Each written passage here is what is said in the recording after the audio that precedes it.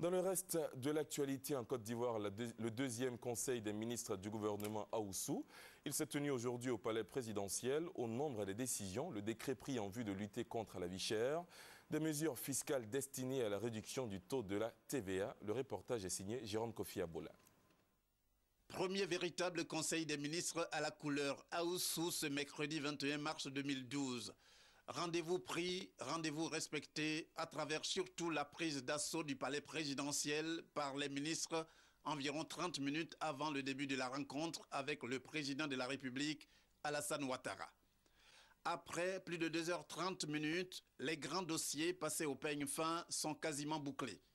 Le porte-parole du gouvernement, contrairement à ses collègues ministres, ne peut pas quitter la salle mosaïque sans dire un mot aux journalistes sur les décrets et projets de décrets pris au cours de la réunion. Il va donc en énumérer quelques-uns, notamment la décision prise par le Conseil en vue de la lutte contre la cherté de la vie. Sur la question, le gouvernement, selon Bruno Nabagné-Koné, compte prendre des mesures fiscales tendant à la réduction du taux de la TVA, entendez taxe sur valeur ajoutée. La lutte contre la vie chère, c'est une préoccupation importante pour tous les Ivoiriens. C'est une préoccupation importante également pour le gouvernement de Côte d'Ivoire. Des recommandations précises sont faites au gouvernement. Certaines ont été présentées à l'occasion de la réunion d'aujourd'hui et donc adoptées par le gouvernement pour commencer à être mises en œuvre.